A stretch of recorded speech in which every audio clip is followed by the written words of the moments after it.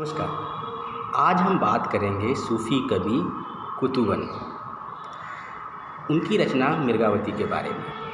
मिर्गावती अवधी भाषा में लिखी दोहा चौपाइयों के माध्यम से ये जो कथा को कहा गया है, और ये रचना जो है 1503 ईस्वी में लिखी गई।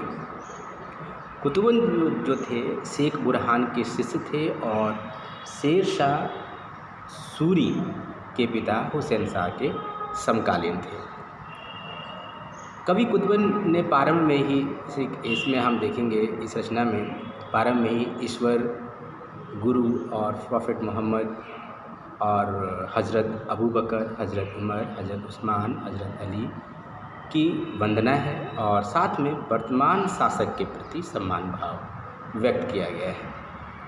जैसे उनके स्टार्टिंग में हम रचना पढ़ते हैं, एक है शाह हुसैन आही बड़ राजा, छात सिंहासन इन्हीं पे छाजा, पंडित और बुद्धिवंत सयाना, होता बाँच अरत सब जाना।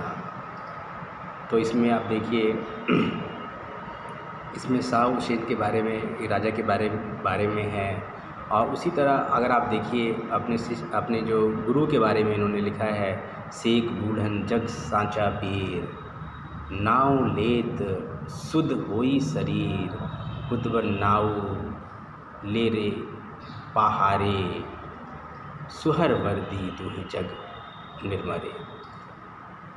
तो ये सब है। और मिर्गावती एक आप देखिए कि जो मध्यकाल की रचना है, और इसमें आप देखिए कि इसमें नगर का वर्णन है, युद्ध का नहीं, नगर का वर्णन है, शिकार का वर्णन है, विरह का वर्णन है, समुद्र का वर्णन है, ऋतु का वर्णन है। तो कवि ने विभिन्न वर्णन करते हुए खंडों में इस काव्यकृति को लिखा है। और डॉक्टर माता प्रसाद गुप्त ने मिर्गावती का संपादन करके उन्होंने इसे 26 खंडों में प्रस्तुत किया है।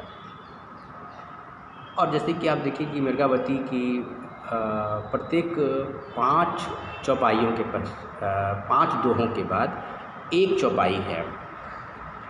आप देखिए कि सभी सूफ़ी कवियों की जो भाषा है, अब जितने भी कवि हैं सूफ़ी में, तो उन्होंने अवधी में लिखा है और अरबी फ़ारसी शब्दों का भी है जिसके अंदर प्रयोग मिलता है। अब भाषा, कोई भी भाषा है, भाषा ऐसे ही मजबूत बनती है।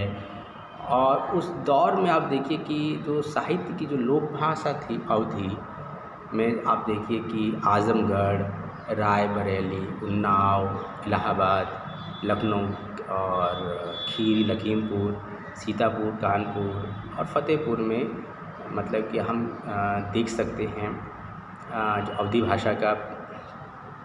भोजपुरी में आप देखिए कि भोजपुरी, मगही, और बिहार में मैथिली, और इधर छत्तीसगढ़ी, बुंदेली, ब्रजभाषा, बघेली, राजस्थानी, गढ़वाली, कुमाऊनी, और तो इनमें भी हिंदी भाषा में भी आप देखिए कि अवधी भाषा का पूरा पर्याप्त दखल आप देख सकते हैं, क्योंकि भाषा इसी तरह ही विस्तृत होती है। सूफ़ी काव्य में आप देखिए कि जो लौकिक प्रेम है, जो हम दुनियादारी में हम देखते हैं, उस लौकिक प्रेम के माध्यम से अलौकिक प्रेम की अभिव्यक्ति की जाती है। मिर्गावती में भी लौकिक प्रेम के माध्यम से अलौकिक प्रेम की प्राप्ति है। किस प्रकार एक लौकिक प्रेम, दुनियादारी जो है के माध्यम से हम ईश्वरीय शक्ति को कैसे हम प्राप्त कर सकते हैं। देखिए जो ये कहानी है, ये कहानी चंद्र नगरी के राजा गणपति देव के पुत्र, जो उनका नाम था राजकुंवर, और कंचनपुर की राजकुमारी मिर्गावती की प्रेम कहानी है। चंद नगरी के राजा गणपति देव एक वैभवशाली और न्यायप्रिय राजा थे, लेकिन उनकी कोई संतान नहीं थी। वो हमेशा सोचते रहते कि उनका जो आगे का वंश कैसे चलेगा। जिस व्यक्ति की संतान ना होने पर आप देख सकते हैं कि वो व्यक्ति इतने दुख से पीड़ित होता है, सही अर्थों में संतान ना होने के कारण वही समझ सकता है जिसका कोई मतलब कि संतान नहीं है। क्योंकि आज भी समाज में आप देख सकते हैं, गांव, कस्बों में, शहरों में अगर किसी की औलाद नहीं होती है तो लोग उसे बाझिन, नावल आदि से संबोधित करते हैं। तो राजा जो गणपति देव, भाई उनके कोई संतान तो थी नहीं, तो उसके सोचते थे कैसे हमारा कोई वंश आगे चले, और संतान प्राप्ति के लिए पुरोहितों से मिलते थे। तो उन्होंने दान पुण्य करना अधिक से अधिक करते थे ताकि उनको पुत्र की प्राप्ति हो। आखिरकार जो ईश्वर ने उनकी प्रार्थना सुन ली और उन्हें एक पुत्र की प्राप्ति हुई, जिसका नाम उन्होंने राजकुमार रखा। जब राजकुमार 10 या 12 वर्ष की अवस्था में पढ़ लिख कर बड़ा हुआ, और उस टाइम 10-12 वर्ष की अवस्था में वो काफ़ी विद्वान हो गया था, तो राजकुमार को शिकार भी खेलने का शौक़ था। तो एक बार क्या हुआ कि वो घुड़सवारों के साथ शिकार खेलने निकल गया। उसके साथ बहुत सारे और भी घुड़सवार थे। संयोगवश क्या हुआ कि उसने एक 7 रंगों वाली एक हिरनी यानी कि मिर्गी उसे देखी उसने, जो 7 रंग का मतलब होता है इंद्रधनुष के जैसे 7 रंग होते हैं, और जो एक जादू सा, मतलब कि आप इंद्रधनुष को जो देखते हैं तो कैसा हमारे मन में, एक बच्चे के मन में या किसी भी के मन में हमें एक जादू सा दिखता है। उसी प्रकार जो राजकुमार ने जो हिरनी देखी वो 7 रंगों में, तो उसे एक जादू सा लगा, उसे बड़ा उस पर मन उसका मोहित हो गया। और जो किसी भी जैसे इंद्रधनुष किसी को मोह लेता है, इंद्रधनुष जो प्रकृति की सुंदरता का अद्भुत दृश्य होता है, आप देखिए उसी प्रकार राजकुमार ने उस सतरंगी हिरनी को देखकर उसकी सुंदरता पर आकर्षित हो जाता है। हिरनी बहुत तेज़ी से, मतलब उसकी नज़रों से इस प्रकार ओझल हुई वो आगे, लेकिन वो उसके पीछे पीछे खोजते हुए आगे निकल गया। उसके साथ जो राजा के साथ जो राजकुमार के साथ जो घुड़सवार थे वो भी काफ़ी पीछे रह गए, और राजकुमार काफ़ी जंगल के अंदर चला गया। उस सतरंगी हिरनी को खोजते खोजते वह एक मायावी सरोवर के पास पहुंचा। मायावी जिसमें कि कुछ अद्भुत शक्ति है, जो इंसान बात कर सकता है, या उसके अंदर कुछ मतलब कि एक अद्भुत होता है ना, जिसमें कि अद्भुत मायावी शक्ति होती है, और वो बोलता है, बात करता है, या उसके अंदर कोई रहस्य छिपा हुआ होता है। तो मायावी सरोवर के पास पहुंच गया। सरोवर वो होता है कि बहुत सारे लोग समझते हैं तालाब, और सरोवर में तालाब जो होता है मानव निर्मित होता है, और सरोवर जो होता है प्रकृति निर्मित होता है, जिसे प्रकृति उसको बनाती है। तो सरोवर यहाँ में तालाब और सरोवर में भी अंतर को समझना चाहिए। वो सरोवर के पास पहुँच गया और हिरनी जो है सरोवर में जाकर छिप गई। अब राजकुमार को ये पता है कि जो हिरनी आई है ये तो सरोवर के अंदर गई है, तो उसको पता करने के लिए वो खोजने के लिए सरोवर में कूद पड़ता है, लेकिन वो उसे नहीं मिलती है। राजकुमार जो होता है उस मतलब कि सतरंगी हिरनी के मतलब कि एक वियोग में, मतलब विस्मय में, मतलब उसको ऐसा एक विस्मय स्थिति हो जाती है उसकी ऐसी स्थिति हो जाती है कि वो सोचता है कि यार ये मतलब कि कहाँ मतलब कि ये चली गई है, और ये उसके जो उसका अद्भुत आकर्षण था, इतना उसका आकर्षण था कि वो सिवाय उसके मतलब कि उसे सब कुछ भूल गया, सिर्फ वो उसी में ही मतलब कि खो गया। जैसे कि प्रकार आप देखिए कि ईश्वर को किसी ने देखा नहीं है, लेकिन उसका जो क्षणिक रूप कोई अगर देख उसे आभास हो जाता है, तो उस पर वो सोचता है कि मैं कैसे इसके अंदर विलुप्त हो जाऊं। राजकुमार को ने भी उसी क्षण ये निश्चय किया कि सरोवर के पास रुककर उस हिरनी की प्रतीक्षा करेगा, यानी कि उस परमात्मा की उस शक्ति की प्रतीक्षा करेगा। प्रतीक्षा में देखिए कि दिन रात बीत गए लेकिन हिरनी का कुछ पता नहीं चला। राजकुंवर के जो नेत्र थे, आँखों से इतने आंसू की धारा बहने लगी। उस मृगिणी यानी कि ईश्वर, मतलब हम कहें कि उस वियोग में वो विलाप करने लगा। मृगावती के विरह में कवि ने यहाँ पर देखिए कि 12 मासा पद्धति का प्रयोग किया है। तो ऋतुओं के अनुसार जो विरह होता है उसका सूफी काव्य में हम देखते हैं। इसमें 12 मासा का ऋतुओं के अनुसार एक विरह का, जिस प्रकार हमें कोई प्रेमी प्रेमिका उसका विरह होता है, उसी प्रकार यहाँ पर राजकुंवर मृगावती के अनुसार उसके विरह में मतलब कि कवि ने यहाँ पर 12 मासा ऋतुओं के अनुसार इसका प्रयोग बताया है। जैसे कि चैत्र, अप्रैल और महीने को, मार्च और अप्रैल के महीने को बोला जाता है। बैसाख है, ज्येष्ठ है, और आषाढ़ है, सावन है, भाद्रपद है, कुंवार है, कार्तिक है, और मार्ग शीर्ष है, पौष है, माघ है, फागुन है। तो इस महीनों के अनुसार उसने कवि ने उसका 12 मासा अपना राजकुंवर के जो विरह का है कि मृगावती के प्रति जो है, जैसे कि चैत्र है, अप्रैल और महीने में वो कैसा अनुभव करता है, बैसाख के बारे में है, अप्रैल और मई का महीना होता है, ज्येष्ठ जो मई और जून का महीना है, आषाढ़ है, जून और जुलाई का है, श्रावण है, जुलाई अगस्त का है, भाद्रपद है, अगस्त सितंबर का महीना है, कुंवार है, सितंबर अक्टूबर का महीना है, कार्तिक है, अक्टूबर नवंबर का है, उसके पौष है, दिसंबर जनवरी का है, माघ मतलब कि जनवरी या फरवरी का है, जैसे कि फागुन अभी जैसे कि बीता है होली से फागुन का महीना बोलते हैं इसे, तो अभी फरवरी और मार्च को माना जाता है। तो इसमें जो उसने वर्णन किया है उसके विरह का, इस पर कवि ने इसमें दिखाया है।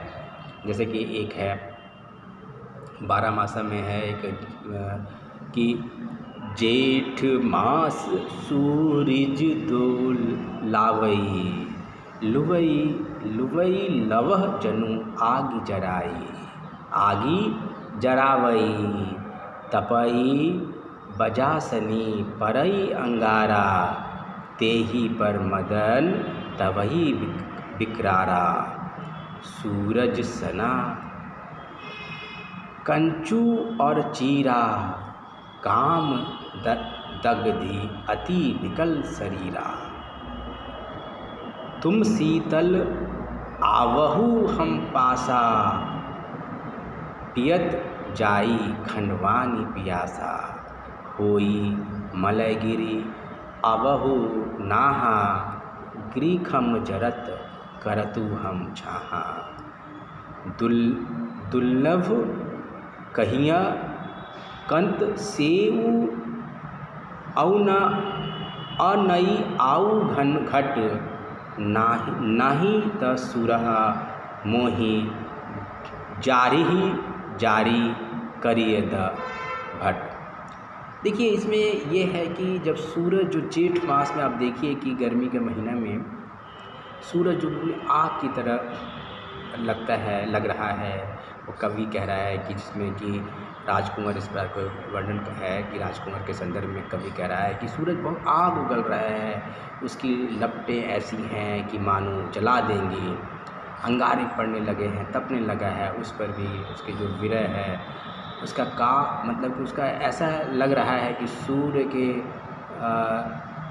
कण से मतलब कि पूरा मतलब शरीर बहुत विकल है, बहुत मतलब गर्मी से है। तो अपने प्रिय के पास कह रहा है कि अपने प्रिय मेरे पास आ जाएं, तो उसकी प्यास बुझ जाए। जो मल्लगिरी देखिए पर्वत है, वहाँ से वायु होकर आओ और ग्रीष्म से, गर्मी से जो मतलब उसका शरीर जल रहा है उसको शीतल कर दो। यानी कि परमात्मा के प्रति इतना समर्पित है कि वो परमात्मा को बोल रहा है कि परमात्मा मुझे तुम आके मेरे को मिलकर आपकी प्राप्ति हो जाए, मुझे आपके दर्शन हो जाए मुझे, ताकि मैं ऐसे दुर्लभ क्षण से मतलब कि निजात पाऊँ, मुक्ति पाऊँ। तो इसमें नहीं तो मुझे ये सूरज जो है जला डालेगा और मुझे 10 मतलब विभिन्न भागों में बाँट देगा। तो उदय प्रिय के जो है अपना मतलब कि परमात्मा के प्रति, यहाँ मृगावती के प्रति राजकुमार का एक विरह है। तो इसमें कवि ने बारहमासा के माध्यम से, विभिन्न ऋतुओं के माध्यम से कवि ने इसमें दिखाया है। तो अब वो क्या हुआ कि राजकुमार जो काफ़ी वियोग में हो गया, तो राजा को जब राजा उनके पिता यानी कि राजा गणपति देव को अपने पुत्र राजकुमार के बारे में, ऐसे वियोग की घटना के बारे में पता चली कि ऐसी जानकारी मिली, तो वापस लेने के लिए वो आए। किंतु उसकी स्थिति को देखकर भाई वो खुद रोने लगे कि यार इस बच्चे को क्या हो गया, लड़के को। अब उन्हें लगा कि नहीं, इसे परमात्मा की प्राप्ति यानी कि मृगावती की उसे चाहिए, उसे मतलब उसको प्राप्त करना है, उसका सचमुच वो प्रेम करता है। तो उन्होंने समझाया कि भाई तुम्हारे आँखों का धोखा हो सकता है, जो तुमने सतरंगी जो हिरनी देखी है। लेकिन राजकुमार तो उस हिरनी की सर्वोच्च सर्वव्यापी ईश्वरी में विलीन हो चुका था। उसके अंदर ईश्वर प्राप्ति के लिए आप देखिए कि वैराग उत्पन्न हो गया था। राजा गणपति देव ने देखा कि भाई ये पुत्र की जो दृढ़ इच्छा है, उसको देखते हुए राजा ने वहाँ एक 7 चरणों का एक मंदिर बनवा दिया। अब देखिए उसमें मृगावती में ये मंदिर खंड में है कि खंड अपर खंड 7 ऊंचाए, धरे झरोखा अति के सुहाए, चारी पंवरी चतुरंग समारी, जानू चह दिशे सजी अटारी, तिन्ह अपर चौखंडी सवारी, कनक पानी और इस इभुर ढारी, तेहि मह राम रमायन, चीता रावण हरि राम घर सीता, कान्हा सहंस 16 सेंड गोपी, अंगद जांग लंका महरोपी, कस्था नेह सब झारी, डूढ़े सिंह मेरंग कस्तूरी, उरे हिंद साऊज पातही पाती। इस खंड में आप देखिए कि ये जो मंदिर बनाया गया उसके पर एक के खंड, एक 7 खंड बनाए गए, उसमें झरोखों का निर्माण हुआ और 4 चौरंगी मतलब कि पौड़ियाँ बनाई गई और इस प्रकार की चारों दिशाओं में अट्टलिकाएँ सजाई गई। उसके ऊपर कनक वर्ण यानी कि सोने के वर्ण का हिंगुली की ढलाई की गई, चौखंडी की सवारी बनाई गई। पूरा मतलब एक तरह से एक ऐसा एक 7 ऊपर खंड बनाया गया जिसमें आप देखिए उसमें राम की जो रामायण है उसको चित्रित किया गया है। राम की जो भगवान राम के रामायण के बारे में, उनके जो सीता हरण का जो किस प्रकार सीता हरण हुआ, रावण ने सीता का हरण किया, उसको चित्रों के माध्यम से उसमें सजाया गया। और 16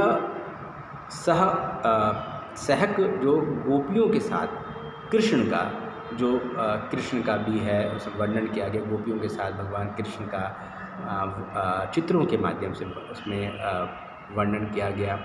और लंका में जब रावण के पास अंगद गए और उन्होंने अपना जांग बोला उठाने के लिए, तो कोई उठा नहीं पाया, तो जंघारोपण का चित्र भी उसमें ये प्रस्तुत किया गया। सभी जो कथाएं हैं उस चित्र के माध्यम से बहुत अच्छी तरह से अलंकृत की गई। और कस्तूरी जो मृग होता है, मतलब कि आप देखिए कि जो उसके अंदर बोला जाता है कि सुगंध जो आता है, और उसके द्वारा पूरा तरह से वर्णन किया गया और पक्षियों का, जंतुओं का और रामायण का, भगवान कृष्ण का, राम का। तो इस प्रकार उसमें पूरे इस मंदिर में एक वर्णन है। राजकुंवर जो है उस हिरणी रूपी परमात्मा के प्रति अपना पूरा ध्यान लगाकर प्रतीक्षा करता है। कहता है कि मुझे तो अब यहीं पर अपना समय बिताना है जब तक मुझे मृगावती नहीं मिल जाती, जहाँ वो रोता और मृगावती के लिए विलाप करता है।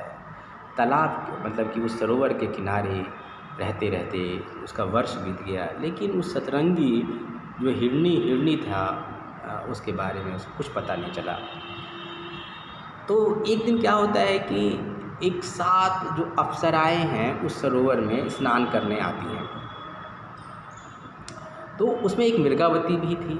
सभी अप्सराएं देखिए सुंदर थी, जो अपना रूप बदल सकती थी, और उसमें क्या था कि एक उड़ने की शक्ति थी, वो उड़ भी सकती थी। अब मृगावती को देखकर राजकुंवर आगे बढ़ता है ताकि वो उसको पकड़ ले, ताकि उससे बात करे, लेकिन जैसे ही वो जाता है उसके साथ में उसको पकड़ने के लिए, अचानक वो सब उड़ जाती है। फिर वो राजकुमार बड़ा दुखी होता है कि मृगावती नहीं मिली। जब फिर मृगावती अपने सखियों के साथ उस सरोवर में स्नान करने आती है, तब राजकुंवर ने उसके कपड़े को छुपा देता है। मृगावती ने राजकुंवर की भाई फटकार भी लगाई। जब नहा के आती तो उसको कपड़े नहीं मिलते, तो वो बोलती है कि मेरे कपड़े तुम दो। तो वो बोलता है कि नहीं, मुझे रहते रहते इतने दिन हो गए और मैं आपसे मिलना चाहता था तुमसे, और मैं अपने पिता की मैंने बात नहीं मानी कि मेरे पिता बोलते रह गए चलो चलो, लेकिन मैं तुम्हारी प्रतीक्षा में यहाँ रुका हूँ, और जब से मैंने तुम्हें हिरनी के रूप में देखा है तब से तुमसे मुझे प्रेम हो गया है। तो लेकिन तो मुझे मैं इसलिए आपके कपड़े नहीं देना चाहता। तो वो बोलती नहीं, कपड़े मुझे दो। मृगावती ने उसे बताया कि भाई मैंने हिरनी का रूप लेके आई थी, वो एक्चुअली मैं तुम्हारे लिए ही मैंने धारण किया था, और दूसरी बार मैं जब आई थी इस सरोवर में तो मैं तुम्हारे लिए आई थी। और मेरा ये मानना था कि जब एकादशी के दिन मैं तुमसे भेंट करने का मैंने संकल्प लिया था कि मैं एकादशी के दिन ही मैं तुमसे भेंट करूंगी। आप देखिए कि हिंदू धर्म में एकादशी का महत्व है, जैसे कि जो सभी प्रकार के पाप, दुखों, मोह माया की एक मुक्ति दिलाता है, ऐसा लोगों की मान्यता है, साथ में मोक्ष की प्राप्ति कराती है। तो मृगावती ने राजकुमार से कहा कि भाई मुझे तुम अपने कपड़े, राजकुमार मुझे अपने तुम कपड़े दे दो, यानी मुझे मेरे कपड़े दे दो। तो राजकुमार ने कहा कि अगर मैं तुमको कपड़े दे दूंगा तो तुम फिर से चली जाओगी। राजकुमार ने उसे कपड़े तो दिए, लेकिन उसके दूसरे कि उसे अब उसके कपड़े नहीं दिए, दूसरे कपड़े दे दिए, क्योंकि उसको लगा कि अगर उसके कपड़े दे देगा तो मृगावती उड़ जाएगी।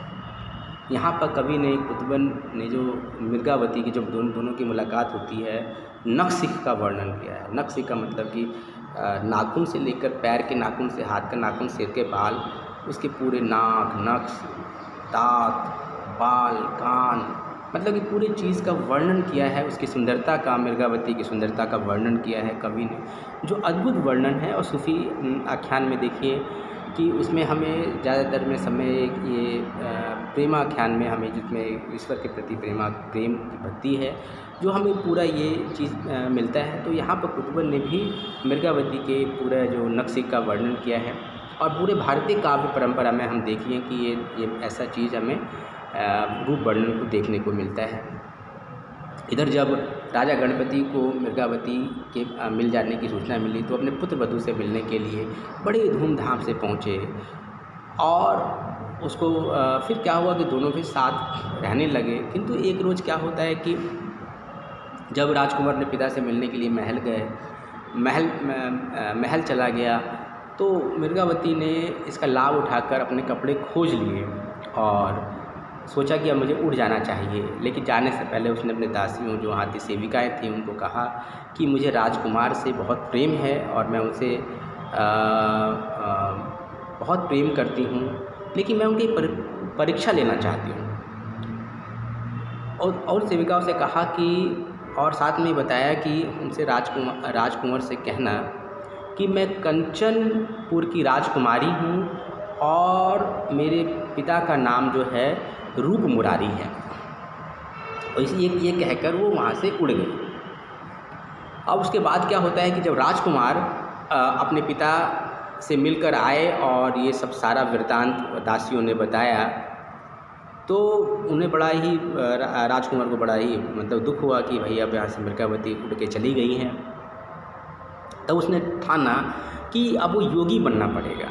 अब देखिए कि परमात्मा की प्राप्ति के लिए योगी बनना है, यानी कि घर द्वार छोड़ना, मोह माया बंधन से मुक्त होना पड़ेगा। यानी कि योगी बनने का यहाँ का मतलब ये है कि योगी बनना पड़ेगा। बाद में वो योगी का वेश धारण करके, आप देखिए कि अभी उस दौर में हम देखिए कि गोरखनाथ परंपरा में देखिए, सिद्ध परंपरा में हम देखते हैं तो साधक अपनी साधना प्राप्ति के लिए योगी बन जाता है। यानी कि वो घर से निकल जाता है उस ईश्वर को प्राप्त करने के लिए।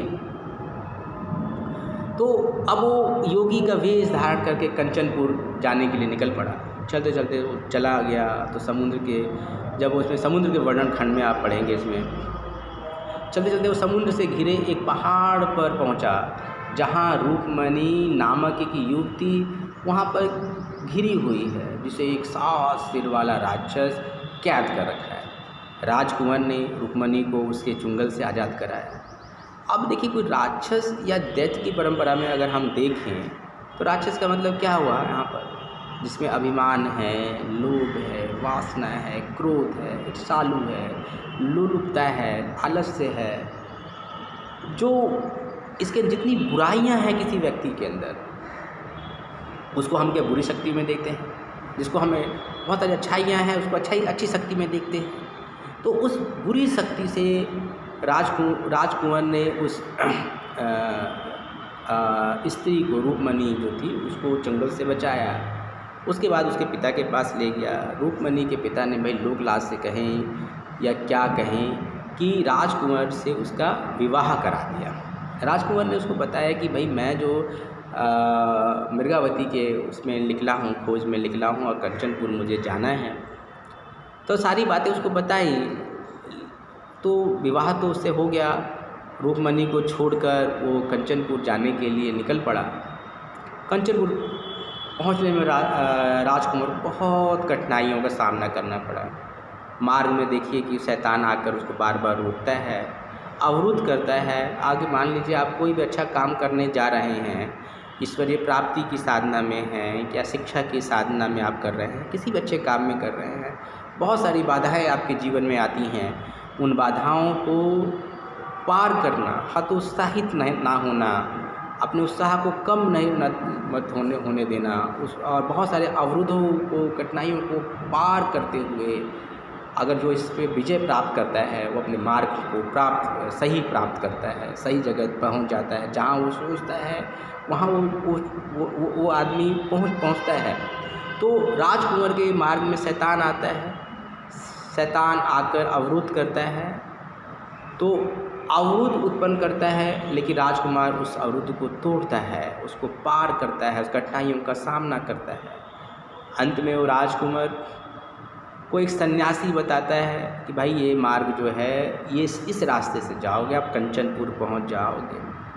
तो हर मुसीबत को पार करते हुए वो ईश्वर को याद करता है। मतलब कोई व्यक्ति जीवन में कहीं कठिनाइयाँ होती हैं तो ईश्वर क्या करता है, ईश्वर एक आशा है, उसे एक आशा दिलाता है कि होप मिलती है। बहुत आदमी है, बहुत परेशान होता है तो कहाँ जाता है, ईश्वर के शरण में जाता है, कहीं दरगाह जाता है, कहीं मंदिर जाता है, किसी गुरु के शरण में जाता है। तो जब राजकुमार को मुसीबत होती थी तो वह ईश्वर को याद करता है, विभिन्न कठिनाइयों को पार करते हुए वो कंचनपुर पहुंच जाता है। जब उसने पाया कि मृगावती के जो पिता थे रूप मुरारी, उनकी मृत्यु हो चुकी है और राज का शासन मृगावती चला रही है, वहाँ राजकुंवर और मृगावती की मुलाकात होती है। राजकुंवर वहाँ 12 वर्ष तक रहता है और उसके वहाँ पर 2 पुत्र भी होते हैं। उधर जो चंद्रनगर के राजा गणपति भाई बहुत चिंतित हैं कि इतने वर्ष हो गए, हमारा जो पुत्र राजकुंवर कहाँ चला गया। उन्होंने पुरोहित के द्वारा उसका पता लगाने का संदेश भेजा कंचन को। संदेश प्राप्त करने पर राजकुमार मृगावती के साथ चंदननगर के लिए चल देते हैं, लेकिन आने से पहले उन्होंने अपने एक पुत्र कंचनपुर का राजा नियुक्त किया। मृगावती और पुत्र को साथ लेकर चल दिए। रास्ते में रूपमणि को भी ले लेते हैं। आप देखिए कि रूपमणि का जो विरह है 12 वर्षों का, राजकुमार का विरह है, इसका भी कवि ने बड़ा ही बखूबी वर्णन किया है। दोनों रानियों के बीच में जो द्वेष उत्पन्न होता है, दोनों में कहासुनी होती है, दोनों में एकाधिकार की प्राप्ति होती, मतलब कहते हैं कि भाई ये इस पर राजकुमार पर मेरा अधिकार है, उस पर वो कहते हैं कि मेरा अधिकार है। तो इस प्रकार इसका भी बड़ा कवि ने बड़ा सुंदर वर्णन किया है। और चंदनगर, फिर वो जब चंदनगर पहुंच जाते हैं तो वहाँ पर क्या होता है कि एक दिन शिकार करने का बड़ा शौक़ था, तो शिकार करने के दौरान राजकुंवर जो होता है हाथी से गिर जाते हैं और वो गिर जाता है, उसकी मृत्यु हो जाती है। इसके बाद दोनों रानियां जो हैं उसके वियोग में सती हो जाती हैं। आप देखें कि यहाँ पर 7 बार इस कहानियों में मैं बार आया। हिंदू और इस्लामी परंपरा में देखिए 7 अंक अच्छा माना जाता है। हिंदू में, जैसे हिंदू धर्म में देखिए ब्रह्मांड 7 भागों में बटा हुआ, और उसी तरह इस्लाम में देखिए 7 पृथ्वी, 7 समुद्र, जो ब्रह्मांड आदि का निर्माण, ईश्वर की शक्ति को दर्शाना। तो इसमें देखिए जो राजकुंवर की जब शिकार करने के दौरान उसकी मृत्यु हो जाती है और दोनों रानियां उसके वियोग में उसके साथ सती हो जाती हैं, यानी कि वो भी ईश्वरीय शक्ति में, ईश्वरीयता में, ईश्वर के उसमें अपने आप को निछावर कर देती हैं। तो ये जो कुतुबन का जो ये मृगावती है, आपको इसमें कैसा लगा? आप अपने सुझाव ज़रूर दें। अगर आपको कुछ पूछना हो तो आप मुझे इसमें दोबारा कुछ कमेंट कर सकते हैं, ताकि मैं इसमें अन्य वीडियो लाके आपके सामने मैं प्रस्तुत कर सकूं। तो आपको ये क्लास कैसी लगी आप ज़रूर मुझे बताएं, अपनी प्रतिक्रिया ज़रूर दें। धन्यवाद। सबका कल्याण हो, भवतु सब मंगलम। सबका कल्याण हो, सबका भला हो।